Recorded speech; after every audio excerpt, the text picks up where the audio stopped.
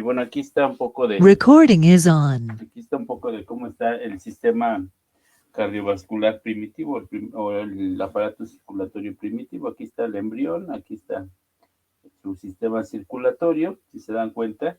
Y recuerden que hablábamos de una unión feto-placenta materna, en la cual, pues bueno, durante la vida embrionaria y fetal, el embrión, pues bueno, pues no va a tener funciones de respiración y de nutrición, sino que es por parte de la placenta, por parte de la madre, que recibe todo, bueno, el oxígeno y los nutrientes que son necesarios para sobrevivir. Entonces, bueno, aquí estaríamos viendo parte de esa unión feto-placenta por parte del cordón umbilical materna. Entonces, bueno, ya como vimos en el video, prácticamente el corazón, esto, parte teórica y las imágenes son de embriología médica de Lachman, por si también quieren consultarlo. Recuerden que en el inicio les compartí un drive para que si tienen, si quieren consultarlo, pues puedan ver estos libros. Pues ahí está el de embriología médica de Lachman. Ese está bastante bien explicado, no es complicado. Entonces, pues si lo quieren revisar también, pues es una buena opción, sobre todo ahora que vamos a ver sistema nervioso, también ahí viene bastante bien explicado. Entonces, bueno, ya hablamos que, pues como todos los órganos, empieza el desarrollo del corazón o el desarrollo de este sistema cardiovascular a partir de la cuarta semana del desarrollo embrionario. Aquí estaríamos viendo las capas embrionarias. En azul, el ectodermo, en naranja, el mesodermo y en amarillo, el endodermo. Y decíamos que, os decía que el corazón empezaba a formarse a partir de la capa intermedia, que es el mesodermo, formando un grupo de células, ¿sí? De células angiogénicas, que la angiogénesis es la formación de vasos sanguíneos. Entonces, aquí hay una serie de células angiogénicas, un grupo de células angiogénicas que van a formar, ¿sí? Conforme va creciendo el embrión, conforme se va desarrollando el sistema nervioso, aquí vemos parte de la formación del sistema nervioso, el tubo neural, pues vemos que se van fusionando estos grupos de células angiogénicas para formar finalmente un tubo, que es el tubo endocárdico, ¿sí? Y entonces aquí vamos a ver principalmente tres capas. Acá viene toda la parte teórica, ¿sí? Pero bueno, pues nos vamos a ir mejor a las imágenes. Entonces, más o menos en el día 23 se aprecian estas tres estructuras. Aquí está, que sería la jalea cardíaca o gelatina de Davis, que así lo mencionan. Y estas dos capas que lo caracterizan o le denominan como el manto cardíaco, ¿sí? El manto cardíaco que se formaría estas dos capas. ¿Qué estructuras nos van a dar origen? Pues bueno, la jalea cardíaca o gelatina de Davis nos va a dar como origen a la parte del endocardio, y estas dos nos van a dar origen al miocardio y al pericardio. ¿Recuerdan cuando veíamos el corazón, que veíamos las capas de este corazón? Pues bueno, nos daría origen a estas capas, endocardio, miocardio y pericardio. Y si se dan cuenta aquí inicialmente, pues es un tubo, por eso le llaman tubo cardíaco. Es un tubo que se va a ir dividiendo y tabicando para formar finalmente las cuatro cavidades, las dos aurículas y los dos ventrículos. Aquí vemos cómo se va formando, aquí ya lo vimos, aquí vemos el disco trilaminar, en este caso aquí vemos la parte del ectodermo, ¿sí? Aquí lo vemos en un corte transversal, ya dijimos, aquí están estos grupos de células angiogénicas que conforme va creciendo el embrión, pues se van fusionando para formar finalmente el tubo cardíaco, que es este que veíamos aquí, con sus respectivas capas, ¿no? La gelatina de Davis y el manto cardíaco, que va a dar origen al endocardio, miocardio y pericardio. Y bueno, inicialmente, como ya sabemos, es un solo tubo que va a estar formado por una porción craneal, un bulbo córdico y una porción caudal, ¿sí? A estas, inicialmente, bueno, como vemos aquí, es un tubo y si se dan cuenta, acá estarían lo que van a dar origen a los arcos aórticos, ¿sí? Acá la porción ventricular y si se dan cuenta aquí, las aurículas estarían por la parte caudal o inferior, ¿sí? Como vimos en el video, van a ir sufriendo una serie de curvaturas y giros para finalmente terminar en su posición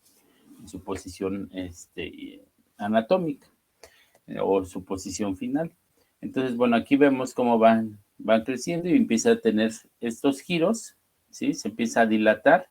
Estas tres estructuras se empiezan a dilatar. Cuando hablamos de dilatación es que empieza a crecer, entonces se empieza a dilatar y se empiezan a formar ya bien los arcos aórticos que darán origen a las diferentes arterias, ¿sí? Recuerden estas, ahora que veíamos la parte de circulación mayor, acá veíamos el callado aórtico y a partir de eso pues veíamos las diferentes ramas que nacían de este arco, de este callado aórtico, los ventrículos y las aurículas, como podemos ver. Y bueno, vemos que pues empieza a haber ese crecimiento, ¿sí? Esa dilatación de estas estructuras, como vemos conforme va avanzando, se va girando este corazón.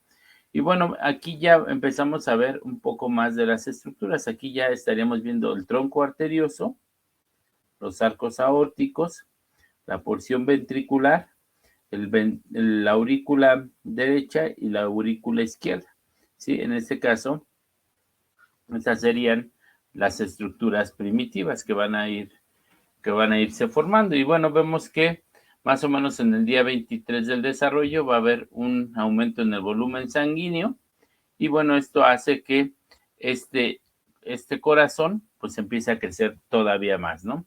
Y aquí se dice que es cuando el tubo cardíaco crece, llega a ser más largo y se dobla generalmente a la derecha. Y bueno, aquí vemos cómo ese giro en espiral pues va dando como resultado la posición final del corazón, ¿sí? Aquí, bueno, vemos un poco de la jalea cardíaca, va a actuar inicialmente como una válvula para el movimiento de la sangre.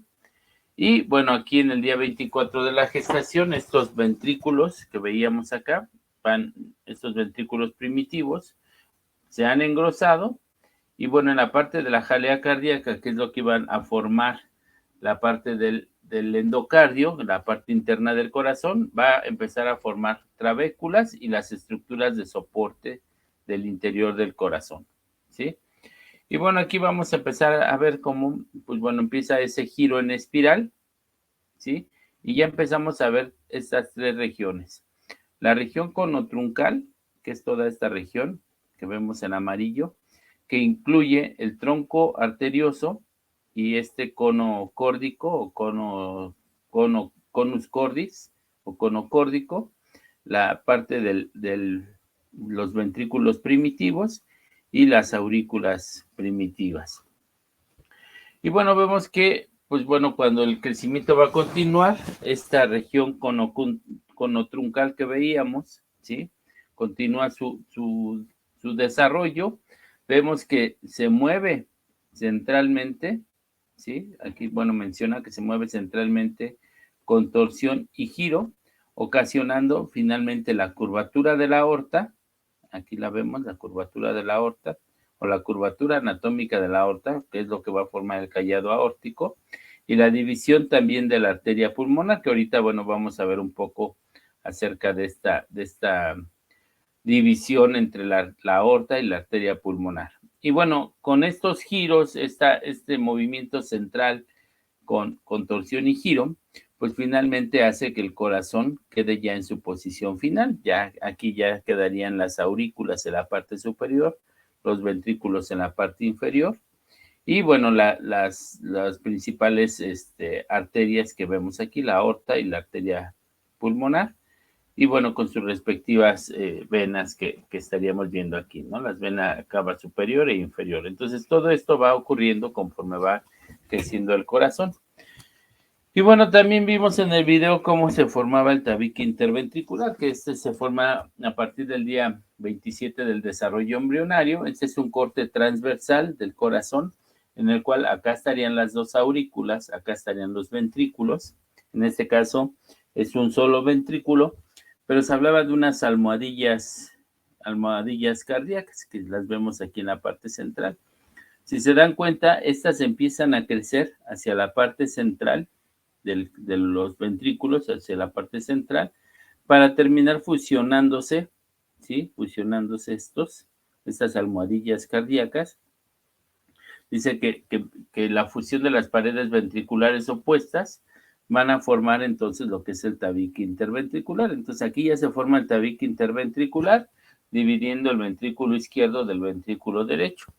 Pero a su vez, si se dan cuenta, conforme va creciendo esto, aquí pues veíamos que el corazón era un tubo cardíaco, finalmente desde la parte superior a la parte inferior. Aquí se está dividiendo y entonces quedan estos dos huecos. Estos dos espacios o estas dos comunicaciones que quedan son las que van a dar origen a la válvula tricúspide y a la válvula mitral, ¿sí? Es decir, aquí va a estar la comunicación de las aurículas con su respectivo ventrículo, ¿sí? Aquí vemos la parte de la ubicación. Aquí, bueno, se habla ya la parte teórica de las almohadillas cónicas, ¿sí? Aquí vemos un poco de esas almohadillas cónicas, las almohadillas endocardiales y cómo van creciendo hacia la parte interna para formar finalmente el tabique interventricular. Y a la vez o simultáneamente, conforme van creciendo estos, o como se va formando este tabique interventricular, va ocurriendo simultáneamente también la división también del tabique interauricular, que ahorita lo vamos a ver un poco más. Y bueno, se dice que quedan estas dos aperturas que van a dar finalmente origen a la válvula tricúspide y a la válvula mitral, que ya se los había mencionado. Y bueno, aquí pues prácticamente el flujo sanguíneo va a ser de manera lateral, es decir, aquí todavía no va a pasar la sangre de las aurículas a los ventrículos y de los ventrículos a los pulmones, puesto que todavía no hay como tal una respiración. Entonces la circulación va a ser lateral, ¿sí? Va a ser directo desde la aurícula derecha hacia la aurícula izquierda. Y aquí vemos un poco de también la parte del tronco arterioso. Recuerden que era un solo tubo, ¿sí? En la parte de la región conotruncal, que veíamos que pues, formaba parte de todo este tronco arterioso. Entonces, era un solo tubo. Este tubo, pues bueno, vemos que también empieza a haber un crecimiento hacia la parte central de este tubo, que veíamos en la parte del tronco arterioso. Y esto como tal va a dar la división de estas dos arterias. Si se dan cuenta en el video se hablaba de que se dividía y además se daba un giro en forma de espiral, que aquí podemos ver. Y esto va a dar como origen a la formación de la aorta y de la arteria pulmonar. Por eso es que cuando hablábamos de las arterias, que decíamos que las arterias mandan sangre oxigenada y con nutrientes y las venas sangre con CO2 y con desechos del metabolismo celular, decíamos que en el corazón es el único lugar donde se invierte esta ley, ¿no? De la arteria y la vena. ¿Por qué? Pues porque si se dan cuenta tiene un mismo origen. Entonces, era una sola arteria, la cual se fue tabicando, por así decirlo, formando dos arterias. Una que es la arteria aorta y otra que es la arteria pulmonar. Si se dan cuenta, por eso es que las características en cuanto a tejidos, recuerden que tiene un endotelio, un tejido elástico, un tejido muscular liso y un tejido fibroso, pues prácticamente las dos las tienen. Entonces, aunque la arteria pulmonar lleve sangre sin oxígeno, pues porque proviene de una misma estructura, por eso es que tiene todas las características de arteria. Entonces aquí se forman los canales aórticos y los canales pulmonares. Y a su vez también se van formando a nivel de la base de estas dos arterias, en la base, ¿sí? Donde se dio ese giro en forma de espiral, también se empieza a ver un engrosamiento de las paredes de estos vasos, ¿sí? De estas arterias, que son las que van a formar finalmente las válvulas pulmonares y las válvulas aórticas. Se dice que primero se forman estas dos cúspides y después se da un tercer engrosamiento formando las válvulas semilunares pulmonares y las válvulas semilunares aórticas, ¿sí? Recuerden que estas tienen tres cúspides. Y después aquí veíamos la formación del tabique interauricular. Este va a suceder pues prácticamente simultáneamente con la formación del tabique interventricular. Si se dan cuenta, decíamos que la comunicación pues va a ser justamente también de manera lateral, ¿sí? Entonces, sí, se dice que va a ocurrir entre el día 27 y el 37 y ocurre en conjunción con el desarrollo del tabique ventricular, que era lo que ya había mencionado, y la separación del tronco arterioso, es decir, la formación de la arteria aorta y la arteria pulmonar. Si se dan cuenta aquí, se forman dos tabiques. Este de aquí, de arriba, que le llaman el septum primum, ¿sí? Recuerden que septum se refiere a tabique, ¿sí? O tabique primario, para que lo recuerden. Y en la parte de abajo va a haber un tabique o septum secundum. Aquí, en este caso, lo mencionan como tabique interauricular. Aquí están estas dos membranas o estas dos tabicaciones que se van a formar, pero aquí vemos la comunicación de la aurícula derecha con la aurícula izquierda, que es el agujero oval. Entonces aquí la circulación sanguínea va desde la aurícula derecha a la aurícula izquierda. Sin embargo, hay este crecimiento de estas dos estructuras. ¿Sí? Ahorita lo vemos en una imagen. Si se dan cuenta aquí, pues vemos cómo se da la circulación. Aquí pues vienen los ductos venosos, traen la sangre desde la madre, ¿sí? Aquí vemos en rojo la sangre oxigenada y cómo pasa pues de manera lateral directamente desde la aurícula derecha hacia la aurícula izquierda, en el caso del bebé. Y bueno, vemos que la sangre pues no pasa realmente por los ventrículos, ¿sí? Entonces vemos que la circulación es de este tipo. Aquí viene pues toda esa parte. Aquí viene la parte de la circulación, si se dan cuenta, pues pasa directamente desde la aurícula derecha al ventrículo derecho. Aquí estaría el septum primum, el septum secundum, y pues esto va a funcionar como una especie de válvula, ¿sí? Este septum secundum, si se dan cuenta, cuando aumenta la presión de esta aurícula, pues hace que esta válvula se abra y pase la sangre hacia la aurícula izquierda. Entonces, en este caso, antes del nacimiento, pues así es la circulación, ¿sí? Prácticamente va desde el lado derecho hacia el lado izquierdo sin pasar por por los ventrículos. Bueno, pues bueno, acá viene la parte teórica. Y bueno, vemos que poco antes del nacimiento, vemos que hay una saturación de oxígeno de alrededor del 80%. Bueno, por ahí viene, del 80%. Y como se va acercando el momento del parto, esta oxigenación, esta saturación de oxígeno va disminuyendo. Aquí vemos que pues empieza a disminuir hasta llegar al 58% aproximadamente, ¿sí?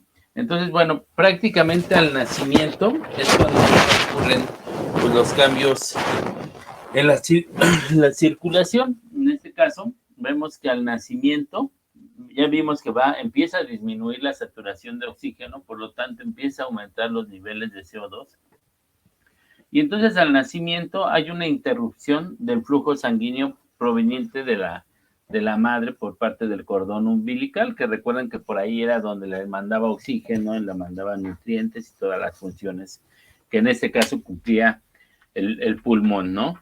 Entonces, bueno, vemos que aquí hay interrupción del flujo sanguíneo placentario. Aquí, por lo tanto, al haber esa interrupción, va a haber un incremento del CO2, un decremento en la saturación de oxígeno, ¿sí? Y por lo tanto, el momento de la respiración pulmonar, ¿sí? Entonces aquí empieza ya la respiración pulmonar. Y bueno, vemos que esto provoca a su vez un aumento en la presión en la aurícula izquierda. Aquí vemos, recuerden este septum que veíamos.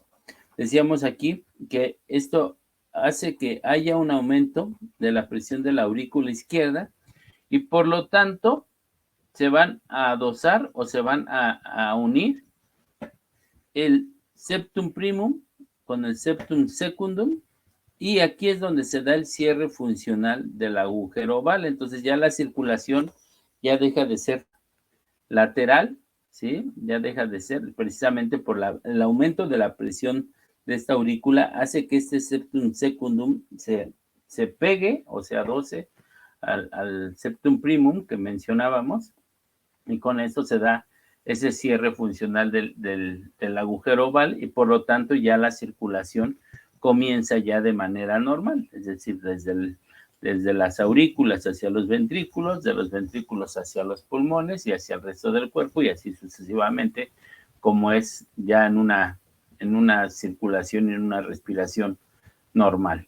Entonces, bueno, de repente, bueno, nada más para mencionar, de repente este cierre, hay un cierre defectuoso del agujero oval y entonces queda un pequeño paso después del nacimiento, queda una pequeña abertura y por lo tanto pasa un poco de sangre desde la aurícula derecha a la aurícula izquierda, que es lo que normalmente le conocen como un soplo.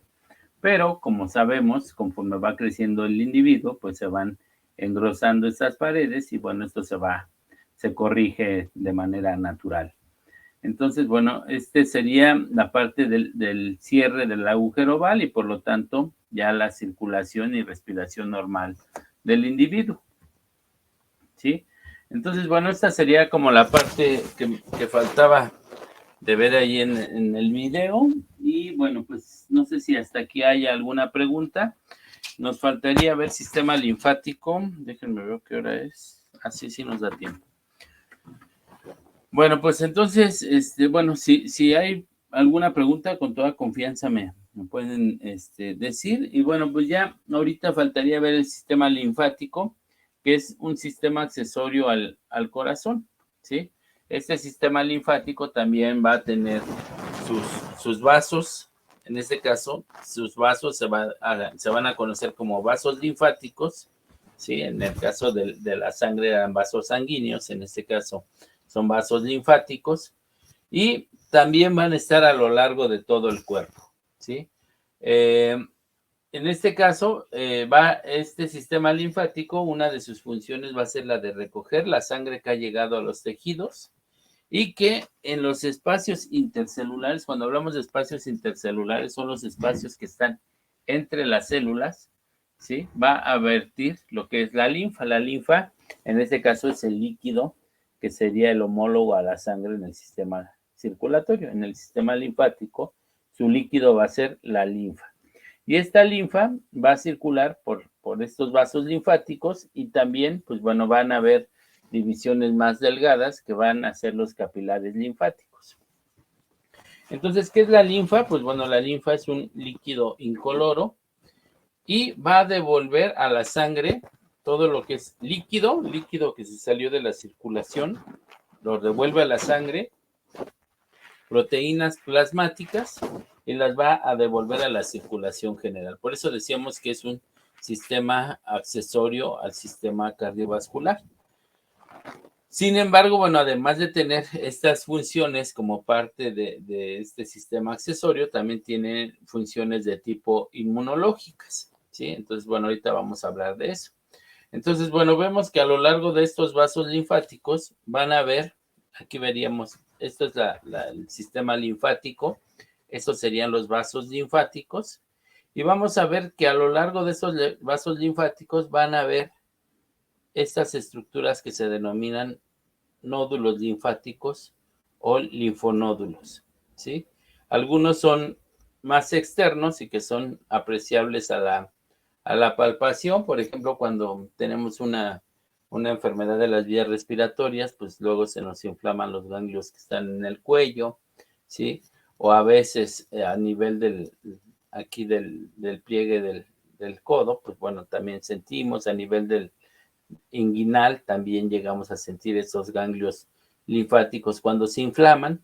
Entonces vemos que hay alrededor de 800 ganglios linfáticos a nivel del organismo, ¿sí? Incluso, bueno, aquí estos ganglios linfáticos axilares y mamarios, pues son los que se palpan para la prevención de cáncer de mama también. Entonces son ganglios eh, que son palpables, que se pueden sentir y que, bueno, dan indicio a que, bueno, ahí está sucediendo algún proceso patológico. Por eso les digo que además de ser un sistema accesorio al sistema cardiovascular, pues también tiene funciones de tipo inmunológico. Entonces acá pues, se menciona que hay alrededor de 800 y estos nódulos linfáticos van a servir para filtrar la linfa, van a tener función de defensa. Se sabe que ahí también está la producción de anticuerpos, de inmunoglobulinas, y pues por eso es que también son importantes, ya que son o están involucrados en esos mecanismos de defensa.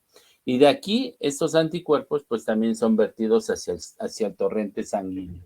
Recuerden cuando veíamos los elementos químicos de la sangre, veíamos que además de los eritrocitos, pues veíamos los linfocitos, monocitos, todas estas células o glóbulos blancos que forman parte del sistema inmunológico, ¿sí? Entonces, bueno, vemos que todos estos vasos linfáticos van a desembocar en esta estructura que es lo que se le conoce como el conducto torácico. Aquí lo vemos. Entonces, bueno, vemos que aquí, bueno, los capilares linfáticos se van fusionando para formar posteriormente ya estructuras más gruesas, que son los vasos linfáticos, y que, pues aquí van a llegar todos al conducto torácico, ¿sí? Que es una dilatación, que también se llama cisterna de Beckett, y esta van a estar por delante de la primera vértebra lumbar, como veíamos aquí. Aquí estaría acá estarían las vértebras torácicas, acá estaría la primera vértebra lumbar y entonces todo esto sería el conducto torácico, esto que vemos de color verde. Y bueno, pues aquí vemos, bueno, un aspecto importante es que los vasos linfáticos van a tener una circulación menor de la sangre. En el caso de la sangre, el corazón va a bombear diariamente alrededor de unos 7,000 litros de sangre. La linfa solo son 2 litros de linfa al día, ¿no? Entonces aquí vemos un poco la diferencia entre el sistema cardiovascular y el sistema linfático en cuanto a la circulación de su líquido, en este caso de su tejido móvil, ¿sí? En el caso de la sangre decimos que son 7,000 litros, en la linfa solo son 2 litros. Y vemos que van a ver, pues prácticamente ya vimos que están distribuidos esos ganglios linfáticos por todo el organismo. Sin embargo, no va a haber vasos linfáticos en el sistema nervioso central, en la córnea del ojo, en el oído interno, en la epidermis, en el cartílago, el hueso, los dientes y la placenta. No va a haber estos ganglios o tejidos o vasos linfáticos. Y bueno, vemos que, pues bueno, cuando se llega a ver una obstrucción de alguno de estos ganglios, empieza a haber un crecimiento de esas extremidades, principalmente cuando se da a nivel de alguna extremidad. Si hay una obstrucción, empieza a haber crecimiento de esa extremidad y bueno, esto también se le conoce como elefantiasis, ¿no? Es cuando hay un agrandamiento de los miembros. Y bueno, ya lo que mencionaba, que pues finalmente va a haber un ganglio, van a haber estos 800 ganglios distribuidos a lo largo del cuerpo, sin embargo van a haber ganglios regionales que se encuentran justamente en zonas específicas. Aquí mencionamos este ganglio regional, que es un ganglio responsable de una zona determinada, ¿sí? Vemos que también aquí van a haber válvulas, al igual que en las venas, estos vasos linfáticos van a tener válvulas y que antes de incorporarse a la sangre, por lo menos tiene que atravesar un ganglio linfático. Recuerden que estos ganglios linfáticos van a servir como filtro de esta linfa. Y entonces, bueno, cuando hablamos de ganglios linfáticos regionales, vemos que hay ganglios linfáticos que son accesibles a la exploración. Aquí lo que ya había mencionado, en la axila encontramos los que son bueno, en la axila encontramos ganglios linfáticos, en la pared torácica anterior también, y bueno, son muy importantes para explorar en la prevención del cáncer de mama, que ya habíamos mencionado, que son todos estos que podemos ver aquí a nivel axilar y mamario. A nivel del cuello también vemos, a nivel inguinal, eso pues bueno, ya se los había mencionado, el ganglio popítlico, ¿sí? A nivel del hueco que se encuentra a nivel de la extremidad inferior, ¿sí? Entonces, bueno, vemos que hay varios ganglios que se encuentran distribuidos en diferentes regiones y que, bueno, por eso se llaman ganglios linfáticos regionales, ¿no? Son los responsables de cada región del cuerpo. Y bueno, pues nada más para terminar, vemos que este sistema linfático va a ser el encargado de drenar el plasma excedente generado a partir de los procesos de intercambio celular. Y lo que hace, pues bueno, es regresarlo al torrente sanguíneo. Aquí, pues bueno, vemos los vasos linfáticos distribuidos a lo largo del cuerpo con su respectivo ganglio linfático regional, la cisterna o el conducto torácico, que aquí lo podemos ver, que va desde la primera vértebra lumbar hacia toda la parte del tórax, ¿sí? Y bueno, también va a funcionar como un filtro. Recuerden que estos ganglios linfáticos o linfonódulos van a funcionar como filtro. Decíamos que antes de que entren al torrente sanguíneo, pues va a atravesar un ganglio linfático y estos pues van a servir para atrapar bacterias o residuos del organismo. Bueno, ya mencioné que es un líquido incoloro formado por plasma sanguíneo y glóbulos blancos. Ya mencionamos y hemos visto cuando vimos elementos formes de la sangre, algunos ejemplos de estos glóbulos blancos. Y bueno, pues es toda la parte de estos líquidos que se salieron del torrente sanguíneo, lo regresan pues finalmente a la circulación general. Vemos que en estos vasos linfáticos van a tener válvulas que van a llevar también la linfa hacia las partes superiores del cuerpo y que en estos vasos linfáticos se van a generar los glóbulos blancos. Aquí vemos un poco de estos vasos linfáticos, el ganglio linfático regional, ¿sí? Aquí lo vemos. Y si se dan cuenta, aquí están estas pequeñas válvulas que hacen que la linfa pueda circular normalmente a lo largo de estos vasos linfáticos.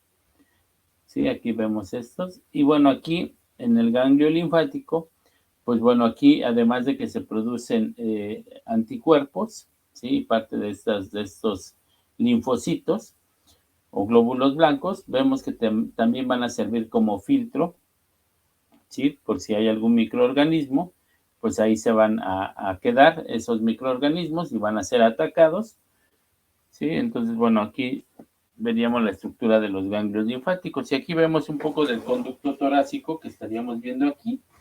Y bueno, vemos que también, pues bueno, como parte de la formación de los linfocitos, pues una estructura importante, pues es el vaso que también tiene como función la formación de linfocitos, ¿sí? Además de en los ganglios linfáticos, la producción de anticuerpos, ¿sí? De inmunoglobulinas, pues también aquí a nivel del vaso son importantes pues, la producción de estas sustancias o de estos elementos del sistema inmune. Aquí, bueno, vemos parte del conducto torácico, los vasos linfáticos, cómo están distribuidos a lo largo del cuerpo. Y bueno, pues para terminar, vemos que este sistema linfático va a ser un sistema accesorio al sistema circulatorio.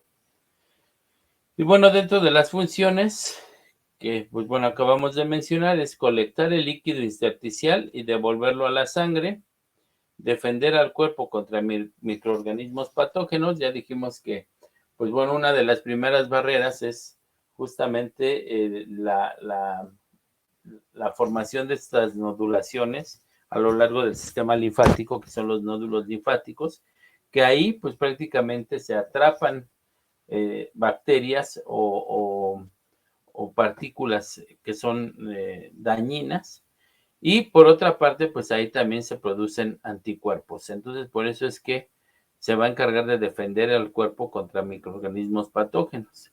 Y bueno, algunas de las también funciones, la de absorber lípidos del tubo digestivo. Entonces, estas serían algunas de las funciones del sistema linfático. Como ven, pues bueno, es un sistema, pareciera ser un sistema bastante sencillo. Sin embargo, pues bueno, ya el estudio como tal a profundidad de este sistema, pues nos metería a toda una parte de inmunología que pues es bastante amplia. Y bueno, pues en este momento pues nada más nos interesa ver las estructuras, y bueno, ya más adelante habrá la oportunidad de que en alguno de sus materias pues vean ya más a profundidad la parte ya de inmunología, y por lo tanto pues la formación de los anticuerpos, las inmunoglobulinas, que bueno, pues finalmente son anticuerpos, y bueno, la formación también de los glóbulos, de los linfocitos y toda esta función, ¿no? Pero bueno, ahorita como parte anatómica, pues bueno, nos interesa ver cómo están distribuidas, dónde se encuentran distribuidos estos ganglios linfáticos, y que bueno, pues finalmente sirvan como un sistema accesorio al sistema cardiovascular para regresarle justamente ese líquido intersticial y devolverlo a la sangre, líquido intersticial y plasma sanguíneo, la de mecanismos de defensa, y bueno, pues como mencionamos aquí, la de absorción de lípidos en el tubo digestivo. Entonces, bueno, pues con esto terminaríamos la parte de circulatorio y linfático. No sé si hay alguna pregunta. ¿Alguna pregunta? Una pregunta, profe. Sí, dime. Cuando ya devuelve el plasma hacia la sangre, ¿lo hace por las venas o por las arterias? Por las venas. Sí, recuerda, bueno, ya le quité la presentación, pero si te das cuenta, déjame, espérame.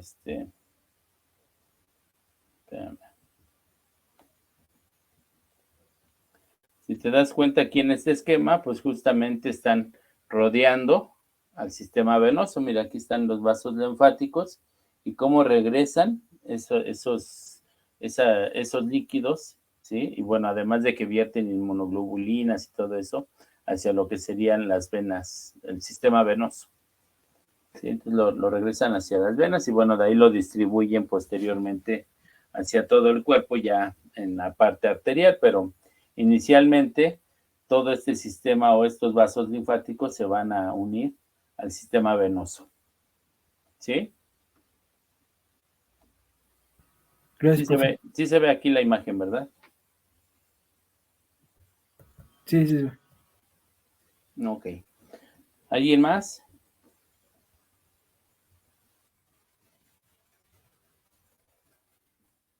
Bueno, de todas maneras, si van surgiendo dudas, ya saben que me pueden preguntar ahí en el grupo si van surgiendo alguna otra duda.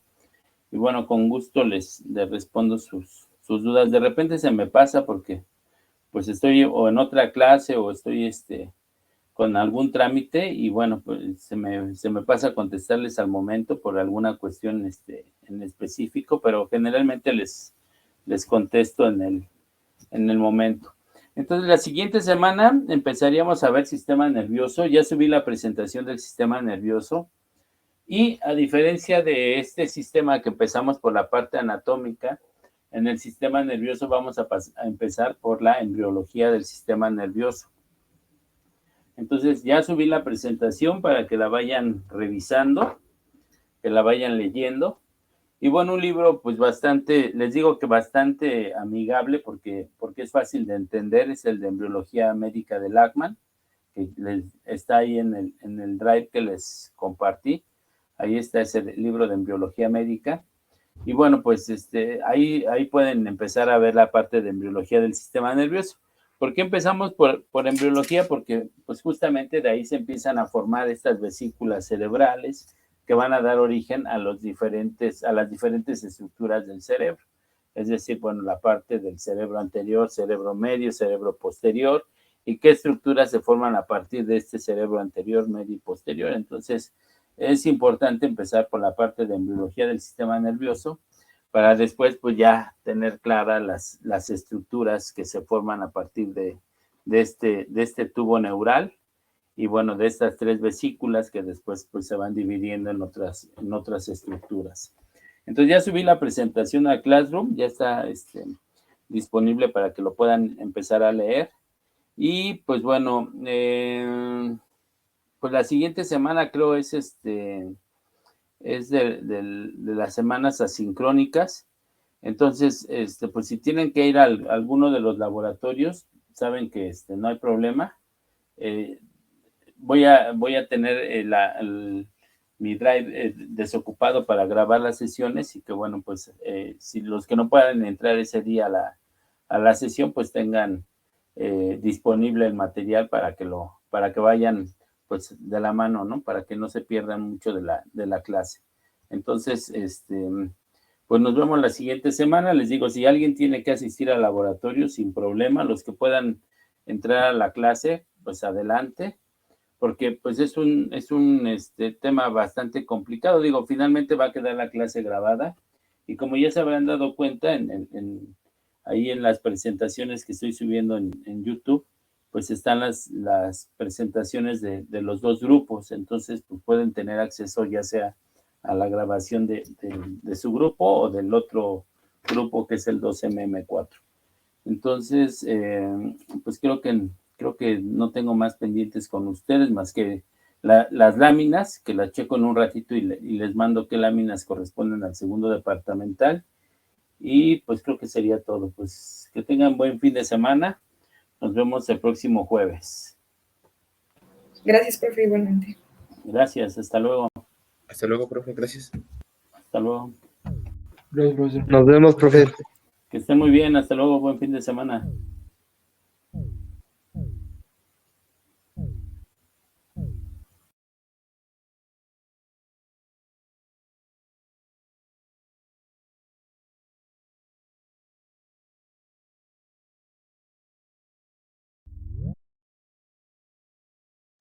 Profe, disculpe. Sí, dime. No, es que le iba a comentar que mi compañera Dana Serena no se había podido conectar porque no tenía internet, pero como estaba conectado en la compu, no se me pudo activar el micrófono. Ah, ok, pero no es quien está conectada ahorita, ¿verdad? No. Es Valeria Galindo. Ok, sí, sin problema. De todas maneras, subo la presentación en un rato más. Subo la presentación y bueno, pues que se ponga al corriente. Pues bueno, a todos nos pasa eso de repente los problemas con internet. Sí, sin problema.